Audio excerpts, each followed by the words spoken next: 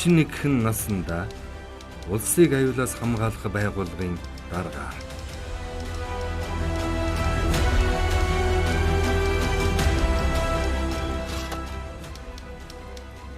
Тагнуулын байгууллагын 100 жилийн ойд зориулсан энэ удаагийн дугаартаа нийгмийг аюулаас хамгаалах яамны сайд асан хошууч генерал Цэвгийн Нансалжавын ажил амьдралын талаар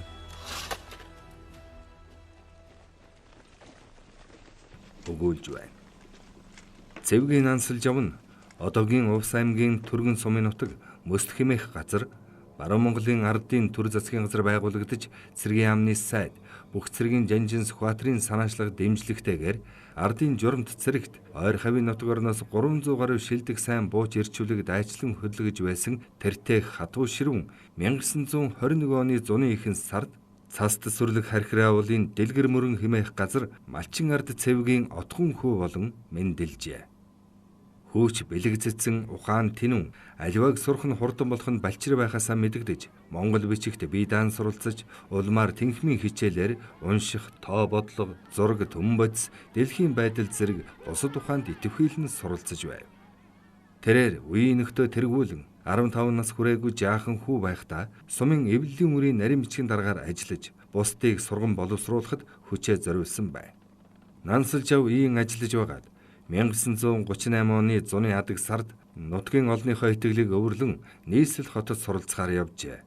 Их хөлийн газар ирсэн хүү эцэж цуцхыг үл ажран эрдмийн амтыг мэдрэн Шамдан суралцсаар Улаанбаатар хотын холбооны техникумыг онц дүнтэй төгсөх үед Монгол Ардын хувьсгалт намын боловсон хүчний асуудал эрхэлсэн хүмүүс түүнийг намын төв хорооны мэдлж шилжүүлснээр дотоод явдлын яамны гүйцэтгэх ажлын курст үргэлжлэн суралцсан байна. Нансалжав курсанд үргээд дотоод явдлын яамд ахлах мөрдөн байцаагчаар томилогдсон улмаар яамны цэргийн хэрэг эрхэлсэн группийн дараагаар томилогдсон байна. Энэ цаг үед улс орны зүүн хязгаардах төгшүүртэй байдал бүрэн арилаагүй хэвээр байв. Халах голын тулаанаар харийн түрэмгийлэгчдийг хөөн гаргасан хэдий ч дайсан этгээд үе хэл зөрчин тагнан турших, хорлон сүйтгэх үйл ажиллагааг идэвхтэй явуулсан хэвээр байв. Дэлхийн нийтдэх дайны байдал дайсанд ашигтайгаар эргэх тохиолдолд дахин хэл хязгаарт түрэмгийлэл болох эрсдэлж байв. Ийм үед залуу даргын удирдсан группийг нөхдийнх нь хамт зүүн хязгаар руу үүрэг гүйцэтгэхээр томилсон байдаг. Түүний ахалсан групп зүүн хязгаарт чөлөөлөх дайн дуустал үүрэг гүйцэтгэж улсын дархан хэлийг зөрчин Дорндын 20 дугаар хэлийн отрядын цэрэг дайчдад баригдсан Японы 80 гаруй тагнуул туршуулын хэргийг мөрдөн шалгаж барагдуулах ажлыг хийж байгаад 1946 оны 3 дугаар сард буцаж ирсэн байна. Энэхүү дөнгөж 24 нас хүрж байсан Нансалжав үеийн залуу суулан Ахмад нийлсэн 10 гаруй хүнтэй группийг удирдан хэлийн отряд заставын байранд цэрэг ирсийн хамт байрлан ажлын шаардлагаар газар гэр нуувчинд хүртэл хонон өнжин байрлан хоолтой хоолгүй, нойртой нойргүй зүтгэж үүргээ биелүүлсэн нь хожмоо мөн хариуцлагатай үүрэг хүлээн хэл орчимд дахин ажиллах эхлэл болсон байна. Нансалжав 1946 оноос Зөвлөлт холбоот улсад Чекистийн дээд курст 2 жил суралцсан амжилттай төгсөж ирээд урд хөрштэй хэл залгах Сүхбаатар аймагт дотоод явдлын яамны тусгай хэлтсийн дараагаар түүний дараа жил Ховд аймаг дахь дотоод явдлын яамны тусгай хэлтсийн дараагаар томилогджээ. Энэ үед Шинжаан дахь зэвсэгт бүлэглэлийн зүгээс дотоодод элдв үемэн дэгдэхээс гадна хөрш улстай дайсагнасан үйл ажиллагаа явуулж байв. Тухайлбал эдгээр бүлэглэлийн зүгээс 1947-1948 онуудад Монгол улсын нутагт удаа дараа цөмрөн орж зэвсэгт мөргөлдөөнд тасралтгүй өдөөгж байв. Байтаг богдын тулгаралт нэрээр түүхэнд үлдсэн Гоминдан болон Оспаны дээрэмчдийн хамтарсан цэргийн хүч манай хэлчдийн хооронд 1948 оны 7 дугаар сарын хүчит тэнцвэргүй тулалдаан байв. Энэ тулалдаанаар Монгол улсын бааtruуд төрөн гарсан түүхтэй. Энэхүү түүхэн зурвас мөчид хэл орчмоор нутаглах Монгол айлуудыг гадны явуулгаар урагшин хэл давуулан алдах бодит аюул тулгарсан байдаг.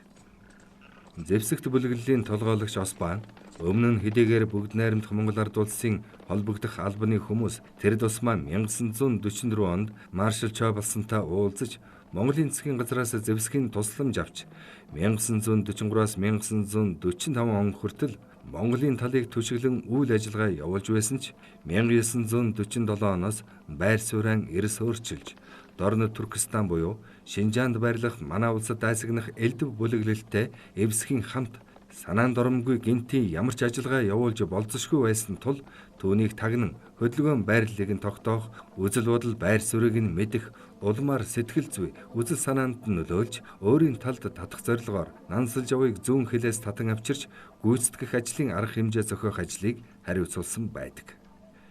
Энэ даалгаврыг гүйцэтгүүлэхээр Нансал Жавыг Сүхбаатар аймгаас дуудан ирүүлж сонгосон учир нь Баруун аймгийн нутгийн аялгаар ярьдаг, тентхийн ёс заншлыг сайн мэддэг байсныг харгалзан үзсэн байдаг. Нансал Жавч хүлээсэн үргээ зохиох ёсоор биелүүлж, журмын нөхдийн хамт гүйцэтгэх ажлын олон талт арга хэмжээ зохиосны дунд Оспантай өөрийнх нь товлсон газар очиж уулзахаар тохиролцож чаджээ. Ингээд тагнуулын офицер гэрэл чулуунтай хамт Оспаныг тагнах ажилд явжээ. Өөрийн холбоо хэлхээгээр дамжуулан Оспан жухам хаана юу хийж яваа, юу гэж ярьж байгаа тухай мэдээллийг цаг алдалгүй авч байв.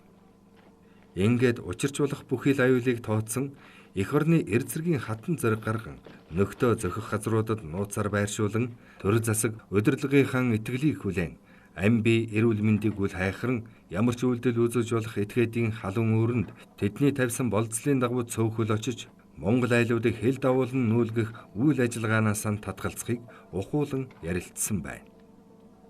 Дээр нь манай талын сонирхсан асуудлаар үзэл бодол байр суурийг тодруулж чадсан байна.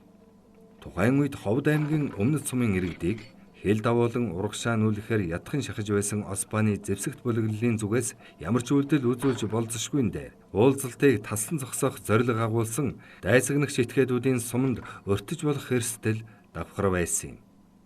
Байгуулсан гавьяа зүтгэлийг нь үнэлэн шагнаж байсан ч улсын нууцад хамаарах шалтгаанаар нийтэд ил болоогүй олон арван ам өрссөн үр гүйцэтгэж явдаг нь тагнуулч хүний ажлын онцлог билээ. Нансал Жав хожимо Оспан бол алиагаа алдсан дээрэмчин, тонуулчин биш шүү дээ. Тэр хүн зүгээр маш ихээр төөрөлдсөн хүн байсан хэмээн дурссан байдаг. Тэр үед Оспан айлуудыг бүхэл бүтэн сум багаар нь нүүлгэх гээд бэлтчихсэн байсныг Нансал Жав ийхүү зогсоож чаджээ. Үнэхээр хэл орчмын айлуудыг нэг л нүүлгээд гаргачихвал бусд нь бүгд араас нь дагаад явхаар чиг хандлагатай байсан нь Монгол орны бүрэн эрхт байдалд ноцтойгоор нөлөөлөх хэмжээнд хүрсэн байжээ. Нансал Жавын гавьяа зүтгэл ажил үйлсээ үнэн шударгаар гүйцэтгэж байгааг үнэлэн 1952 оны 9 дугаар сард дотоод явлын яамны орлогч сайд бөгөөд улсыг аюулаас хамгаалах газрын дараагаар дэвшүүлэн томилсон байна. Дөнгөж 31 нас хүрээд байсан залуу даргад тусгаар тогтносон бүрэн эрхэт бүгд найрамдах Монгол ард улсын аюулгүй байдлыг бүхэлд нь хариуцуулж эх орон элгэн садныхаа аюулгүй мананд зогсох өндөр хариуцлага хүлээлгэн томилсон жухамгүй түүний хичээнгүй зүтгэл зохион байгуулах авьяас мэдлэг оюуныг төр засгаас гүнээ үнэлсний илрэл байв. Зөвлөлт холбоот улсад намын дээд сургууль төгсөж ирсний дараа буюу 1958 оны 9 дугаар сараас Цэрэг ба нийгмиг аюулаас хамгаалах яамны улсын цагдан сэргийлэх ерөнхий газрын дарга мөн түүнээс 5 сар хагасын дараа буюу 1959 оны 2 дугаар сард нийгмиг аюулаас хамгаалах яамны орлогч сайд бөгөөд улсын цагдан сэргийлэх ерөнхий газрын даргаар тус томилогдсон ажиллажээ. Үүнээс 2 жилийн дараа буюу 1961 оны 2 дугаар сард нийгмиг аюулаас хамгаалах яамны сайдаар дэвшүүлэн томилсон байна. Харин энэ албанд ердөө жил гаруй хугацаанд ажилласан байдаг. Нансал Жав яамны сайдаар ажиллах хугацаанд тус яамны үйл ажиллагаа хэвийн төвшөнд явагдаж хууль ёс, гүйцэтгэх тагнуулын ажлын зарчмыг зөрчин алдаа дутагдал гаргаагүй бөгөөд 1961 оны 7 дугаар сарын 7-нд Цэдэнбал дарга Баянгол дахь цуслан руу зөвлөлт холбоот улсын намын төлөөлөгчдийн тэргүүн Михаил Суслов, гишүүн Давленов нарын хамт батлагдсан маршрутаар гадуур явж буцах замдаа автомашины осолд орсон явдлаас болж намын шийтгэл хүлээн дараа нь мөн асуудлыг гол уулгаж сайдын тушаалаас нь буулгасан байдаг. Энэ явдал 1961 оны 7 дугаар сарын 7-ны өдөр болжээ. Тэр өдөр зөвлөлтийн төлөөлөгчд протоколоос гажиж Филатовгийн хүсэлтээр Цэдэнбал даргын Баянгол дахь цусланд цайлгад очсон байна. Үүнийг хожуу сонссон Нансал Жав сайд хотоос цусланд очих болон тэндээс эргэж ирэх замын маршрутыг тогтоож хамгаалтын гүпер машиныг дагалдуулан холбогдох хүмүүст үүрэг даалгавар өгч хөргүүлжээ. Гэвч цайлга зугаалгын цаг хэд сунжирснаас театрт болох байсан оройн үзүрт очиж үг хэлэх цагаасаа бүтэн 1 цагаар хожигдож хөдөлсөн байна. Энэ үед Цэдэн бол дарга ихэд яарч байсан тул яамнаас тогтоосон бус өөр дөтө замаар хурдан очихыг газар дээр нь үүрэгдэж, дээрээс нь зөвлөлтийн төлөөлөгчдийн тэргүүн сословын саналаар гүпэр машин шороогоор дараад байна гэсэн тул хотын засмал замын ихэнд хүлээлгэхээр болсон байна. Гай газар доороос гихчээр тэдний дур мэдэн бутсан дөтө зам дээр гэрэлгүй машин явж байсантай таарч араас нь орж ослуулсан байдаг. Осол аваарт орж бэртлээ эмчлүүлэхээр хойд хөршиг зорихоос өмнө Цэдэн бол дарга Нансалж болон бусад нөхөд буруугүй шүү хэмээн хэлж байжээ. 1960-ад онд Нансалж эдийн засгийн дээд сургуулийн орлогч захирлаар ажиллах хугацаанд тус сургуулийн хичээлийн барилга буюу одоогийн шинжлэх ухааны техникийн их сургуулийн төв байрыг барьж байгуулах, сургалтын материалын баазыг бэхжүүлэх ажлыг удирдан зохион байгуулжээ. Түүнчлэн багш ажилчдын ахуй хангамжийг дээшлүүлэх, нийгмийн асуудлыг шийдвэрлэхэд ихээхэн хүч хөдөлмөр зарцуулсны дээр тэдэнд зориулсан цуслангийн байр барих ажлыг санаачлан Баянзүрхийн гүүрний баруун урд талд цуслангийн байр барьж ашиглалтанд оруулсан байдаг. Энэхүү нөрөх ажлын хажуугаар сургуультай багшилж түмний хүүхдийг сурган хүмүүжүүлэх, санхүү аж ахуйн залуу мэрэгжилтэн нарыг бэлтгэхэд хувь нэмрээ оруулж явжээ. Нансалж нь 1966-аас 1970 онд Увс аймгийн ардын депутатуудын хурлын гүйцэтгэх захиргааны даргаар ажилласан байдаг. Энэ үед ил уурхай, оймод улсны нөөц, байгалийн баялаг арвинтай газар тариалан эрхэлж ирсэн түүхэн уламжлалыг төшиглэн, нүүрст хотгор, хар тарвахтай, хөлөн, яваарын уурхайнуудын хүчин чадлыг нэмэгдүүлэх, удирдлага зохион байгуулалтыг шинчлэх, хүн хүчийн нөөцийг бэлтгэх тал дээр ихээхэн дэвшил гаргаж, тодорхой шийдвэрүүд гарган ажиллаж байв.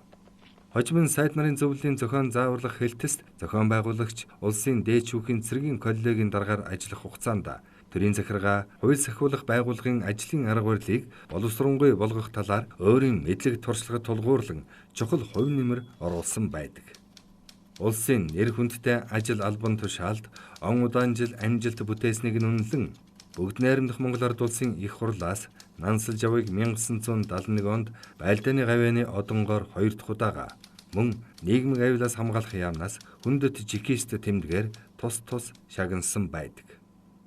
Түүнийг 1973 оны 10 дугаар сарын 14-нд өвчнөө улмаас насан өд болоход тухайн үеийн төр засгийн төв хэвлэлд нийтэлсэн Цэдэн бол тэргүүтээ улс төрийн товчооны гишүүд болон төрийн бусад зүтгэлтнүүдийн гарын үсэг бүхий эмгэнлийн бичигт тэмдэглэхтэй.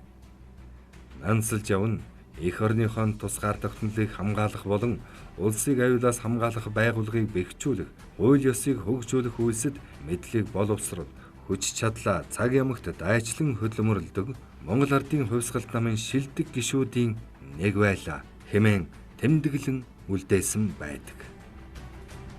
Эх орончдын түүх